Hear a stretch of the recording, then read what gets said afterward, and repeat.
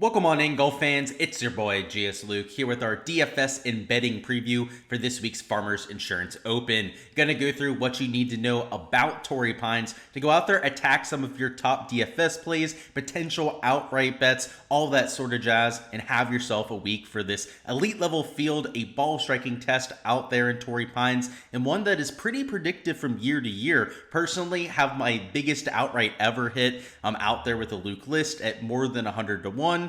And on top of that, I've had a few near takedowns and GPPs. So you've got some good vibes around Torrey, and overall really looking forward to this week. So like I mentioned, we'll go through some key stats about these courses to go out there and try and find your top plays. And then afterwards, we'll go through some of the exposure that I've gone to, both for DFS core plays, for some outright bets I've already placed, and some value plays a little bit further down the board that you might want to include in some lineups or out there for some top 10 and top 20 bets. So a lot to get into here, a big week, strong field. Let's go ahead and start it off with a look at the golf course. Like I alluded to off the bat, this track is a ball striker's paradise. You're mostly going to see shots from 175 yards and out, and while there's a few scoring opportunities, a few wedge shots you might have on the par fives, most of the damage, especially on the south course, is going to have to be with the long irons. So our emphasis in terms of our weighting this week is going to be from 175 yards and out, and it's about like twice the emphasis as we'd see for a normal golf tournament. If you look at some of the approach shot distributions on some of the various golf databases, it is just wailed down towards the bottom end of the spectrum, right? It'll show like your shortest shots at the top, your longest shots at the bottom, rather than having a perfect bell curve like you'd see for an average tour event. It's completely skewed towards the bottom end. So that's why we have our weighting that way this week, and it's going to have a huge impact on the types of approach players that we're looking at. In terms of your putting, I'd say it's my number 2 key stat. The greens at Torrey Pines, particularly on the south course, are some of the faster greens that we'll see. And even if they're not running that fast, they have so much slope to them, almost kind of like an Augusta National type of golf course where they play like 14s, 15s, especially when you're playing down grain and downhill. So they're tricky greens. You've seen that a lot of 3-putts at this golf course over the past few years. And on top of that, an extremely low scrambling rate. So you can see I've got that at number 3. Typically not something we're looking at from the DFS perspective, but anytime you have a golf course that surrenders a winner closer to 10 under par than what you see with like a 20 under par winner or 30 under par winner like we had out there at the Amex, it becomes a lot more important.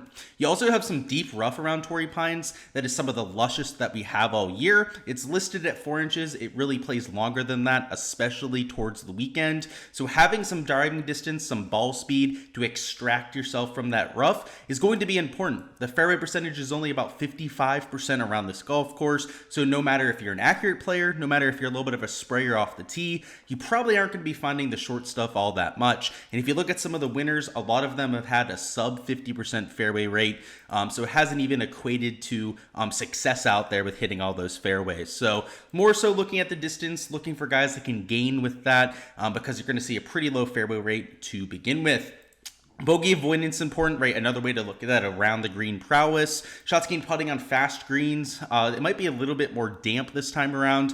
Worth noting that driving distance ball speed might be a little bit more important this time. I mean, first off, it's a 7,700 yard golf course, so it's got that beefy length. But if it's going to play wet, they've had a flood warning out there on Monday in Torrey Pines. It's going to add even more distance to the course. It's going to make that rough grow a little bit longer. If it's still moist, if you still have that morning dew there on a Wednesday, right, it starts one day early this week, it's going to be even more lush. It's going to play even worse, even longer than it is in reality. And driving distance might be even more important than we were seeing before. So that's something to track. I'm kind of expecting that heading into the week, which is also why I think approach play is going to be extremely important. If you're somebody that's really good at hitting greens, even out of that rough, you're going to have dart pads out there, right? It's going to be extremely receptive, at least for the first 2 days. Might even have ball in hand for some of your around the green shots, which I think would lean into the approach guys, right? The guys that can just go out there, throw those darts, get themselves out of trouble, might be the players that we're looking for. So my number one key stat by far approach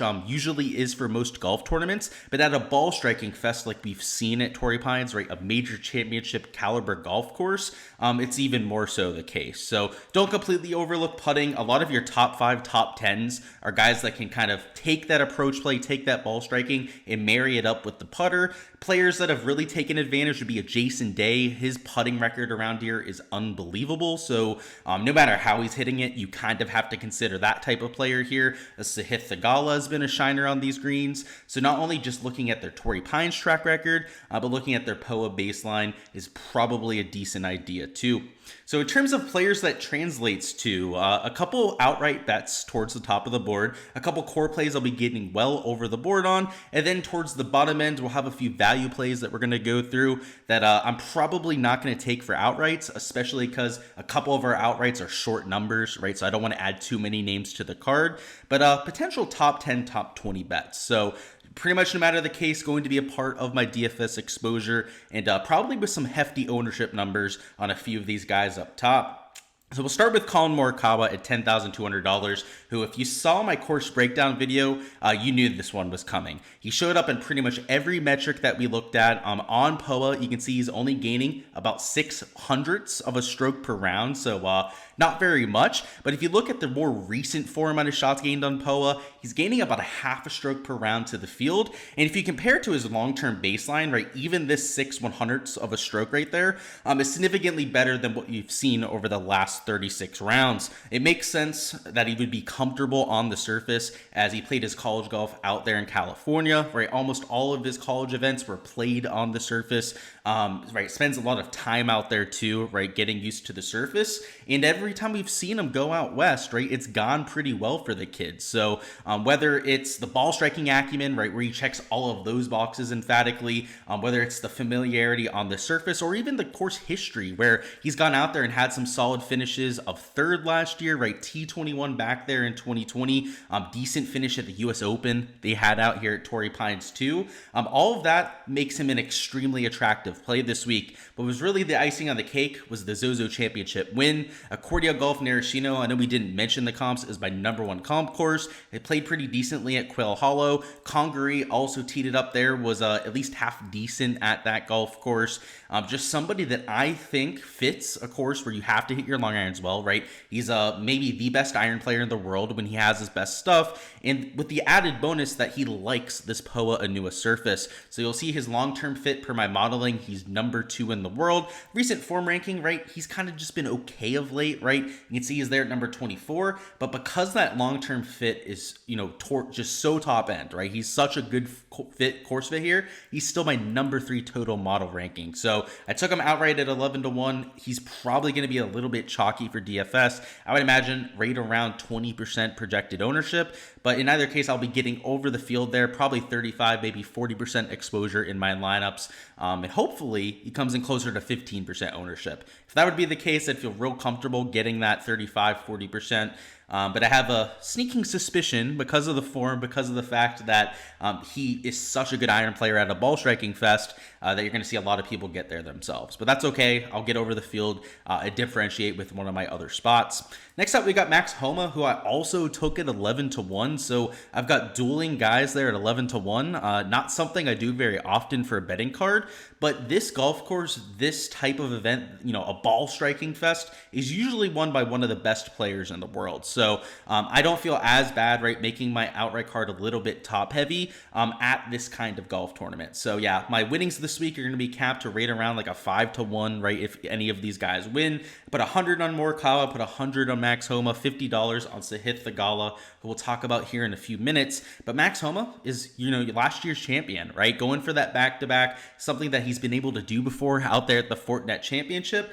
But he's kind of like a Collin Morikawa, fits a lot of the different things I'm looking at. So your course history, right, first did miss the cut back there in 2022, but T18, T9 finish, clearly likes this track and had done it before he went out there and got the win. You take a look at the last 36 measured rounds, you'll get an idea that he's been pretty much solid across the board, right? A slight gainer around the green, not really known for that, but both ball striking categories well into the positive. You can see doing this thing with the putter as well. And then on this POA Nua surface, is even better than that last 36 round baseline. So if you're going to look at the recent form, right, it's not going to show the whole story, right? He had that near win overseas. He played really well out there for some of the events without shots gained metrics. And even if you do zoom in, right, it doesn't look bad, right? He's gaining about a stroke and a half per round from tee to green. The putter's a slight negative, which is maybe a little bit surprising, but now we get him back on that POA newest surface, right? Now we get him on his historically best surface, right, where he's gone out there and won multiple times before,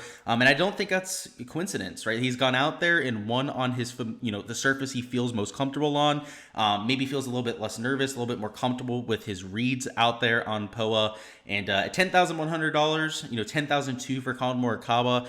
You could even take both in the same lineup if you wanted to, but if you're starting with one or the other, you're gonna have no problems dropping down into the 9K range.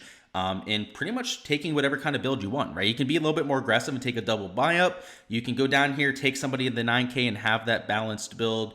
Both are viable, and it gives you a lot of flexibility up there at the top. So I'll be well over the field on both of these players. If you take a look at the last 12 rounds for Homa, like I said, it's even a little bit better from tee to green. Out there with Colin Morikawa, I meant to show this before, right? Of late, he's been striping those irons, right? I mean, he's already been, known for that, right? 0.92 shots gained per round over the last 36, but even better over that last 12 round baseline. So both of these guys raised their putting baseline on the surface, are already kind of doing the things we're looking for from tee to green, which is why I thought they were worth a few shots from the outright and of course from the core play perspective. Just as a little reminder, little plug of the Patreon page. For everything on here that is blacked out, check out the Patreon. There's a link down in the description. I've got all my projections, modeling on there, made cut percentages, all the different shots gained metrics to use for your own research. And of course, projected ownership in my player pool updated throughout the week. So check it out. Link is down below for all of that info. Next up, we've got Sahith Theegala, who I got at 30-1. He's at 33-1 on a few books. So maybe you can get a better number there. But he's number one in recent form, which is outrageous. I didn't think we were going to say that for quite some time. He loves putting on POA, and his event history isn't elite, but it's near elite, right? T4 last year, T25 there 2 years ago. And if we look at the last 36 rounds, or especially the last 12, we'll look at the last 12 in a second. It's ridiculous. But the last 36, right? Very much so on brand, right? Slight over average on approach, around the green and putters where he's going to gain most of his strokes long term. But of late, he's become a different player. He's become a much better player. He's actually gaining off the tee, which this is a first. We haven't seen that really ever for Sahith. He's gaining a half a stroke per round on approach, so significantly upping his game in that department. And the around the green and the putter have been even better, right? I mean, he's always been known for the putter. I'd say a stroke gained per round for Sahith is kind of the expectation. He's that good of a putter long term, but the around the green has definitely taken an upshift, but most notably, the ball striking has gotten a lot more reliable. And if he can do that at this course, right? I mean, the around the green, the putter is going to be really what he leans into at Torrey, right? He's so comfortable out west, right? Went to Pepperdine, has played so well at this event and other West Coast events on the PGA Tour. I mean, think about it. Win at the Fortinet Championship on POA, similar type of agronomy.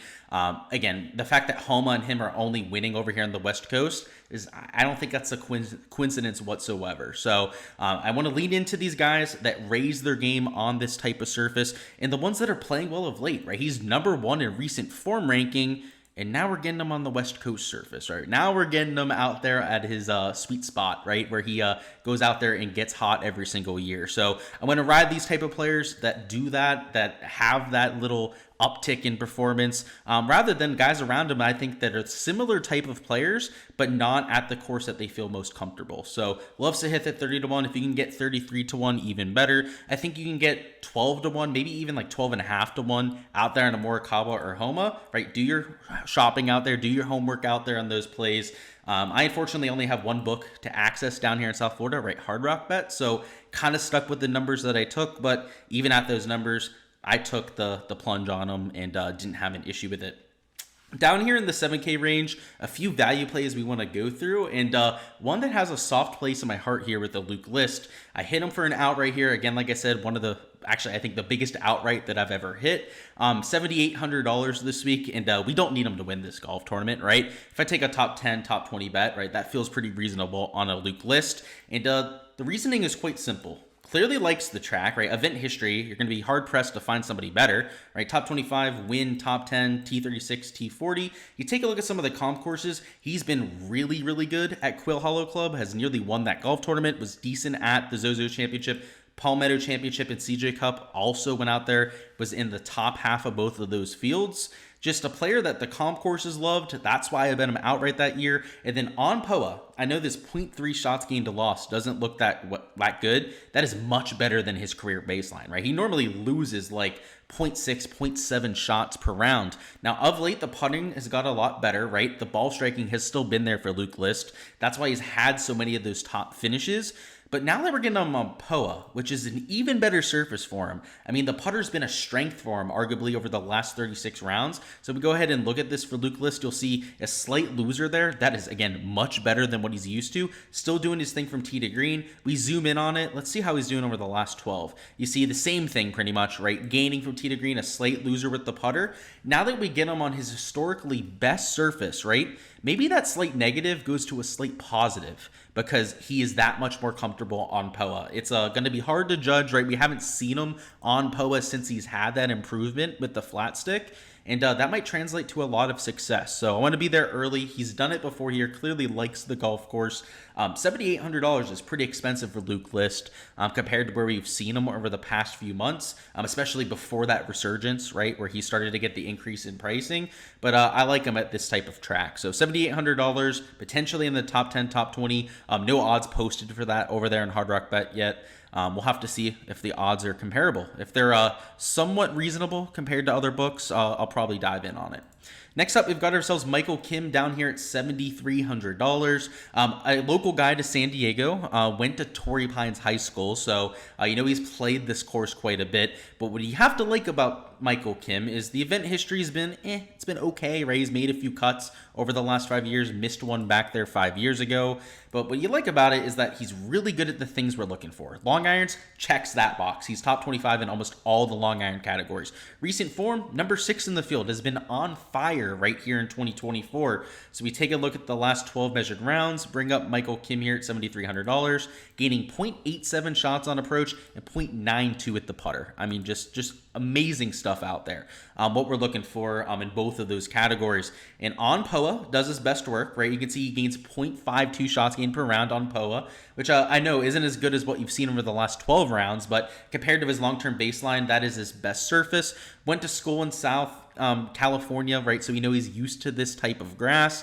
And the shots gained metrics, even if we zoom out a little bit, right, and look at the last 36 rounds, he's gaining across all 4 categories. He's been very consistent. Michael Kim looks like he's back, right, to what we, were all so intrigued by when he first came out here. I like that. I like the fact that he's got that local narrative going for him right now. I don't think a lot of people are going to latch on to that. If they do and the ownership goes through the roof, then I'll jump off, right? I'm not completely married to playing him in DFS, but for the top 20 market, I absolutely love it. So when he's played here, he hasn't really top 20'd. Let's see, T44, T53. So he definitely wants to improve on that. But now he's the number 6 recent form player in the field, right? He's playing some of the best golf of anybody here, let alone somebody down here towards the bottom of the 7K range. He's got that putting on POA going for him, and these are the types of guys that I'm looking to get over the field on. So we'll have to see again with the outright number. Hopefully it's comparable to some of the other books. If it is, I'll be taking the plunge on a top 20. In our last values down here in the 6K range, don't always go down to the 6Ks here for the video, but somebody I'll be looking to get a top 20 investment in out there with Doug Gim, and at $6,800 is another one of these ball striking, these tee to green, sort of guys that gains on POA, right? That we don't see this very often, right? Doug Gim, normally a hemorrhager with the flat stick, but on POA, for whatever reason, wakes up and he gains over a half a stroke per round. So if we take a look at the last 36 round baseline, you'll see that he's been doing his thing from tee to green. I mean, this guy is a machine out there with his approach play off the tee and around the green. You'll see here gaining about 0.7 strokes off the tee, 0.42 on approach, 0.26 around the green, and losing putting. Very much so on brand right there. You zoom in a little bit more, and it's much of the same, right? Gaining a bunch off the tee, losing a little bit on approach, so had one bad event mixed in there, gaining around the green, and a slight loser with the putter. So he's kind of doing his thing, kind of know what to expect from a Doug Gim. You got to hope that approach play turns around a little bit. But back here in POA, right, at a course that's going to reward you for being a good ball striker, he's number 8 in the field when it comes to my long-term course fit over here. And he's what, number 73 in pricing, way down towards the bottom end of the board. That is the type of player that I'm looking to get to. So $6,800. I'm actually going to be a little bit less in the 6K range than I normally would be. I'm going to have a lot less exposure to these guys than I probably would on most weeks. But Doug Gim's going to be one of the guys I plant my flag in. The main reason for that is it's a ball striking fest, right? Your top end players tend to succeed. You're not going to see as many of these value plays get there as what you saw at the Sony Open or especially last week at the Amex. It's going to be a lot more of that 7, 8, 9, and 10K range. So, and a lot of the top end of the 7K range, right? That's getting through the cut line. So Doug Gim is one of the players, though, that I could see getting through it. Has that tee to green upside we're looking for at a ball striking fest. And the added bonus, like everyone else that we've talked through so far, out there with the POA putting. Now, guys like Doug Gim, you know, Michael Kim, Luke List, if you're looking for outrights, like potential long shots, you could bet them, but the numbers I had access to were pretty trash. So this wasn't worth it on my end. If you're going with more of a balanced card, right, more guys like 40 to 50 to 1 range, maybe these type of guys like round off that type of card. But for me, it's much more top heavy, right? Taking my guys, Colin Morikawa, Max Homa up there, also mixing in Sahith, and hoping we get one of those big shots to hit rather than the long shots that have hit for the first 3 events of the year. Alrighty, guys, that is all I've got for the DFS and betting preview. Best of luck with all of your exposure, whether it's for outrights or out there on the DFS side. Smash the like button on the way out of here for me, and also subscribe so you don't miss any of the content throughout the week. Our weekly live stream will be Tuesday night rather than Wednesday at 7 p.m. Eastern time. So same time, just one day earlier than usual. Make sure you guys are, remember the fact that this tournament starts on Wednesday. So don't be that person that doesn't get their lineups in, forgets to place their outrights, whatever the case may be. You're going to hear it from like probably 10 different people this week. You'll get reminded by me at least a few times during the live stream. Lock is early on Wednesday. So best of luck out there. Hopefully you guys feel a little bit more prepared for your own process. And let's have ourselves a week for the Farmers Insurance Open.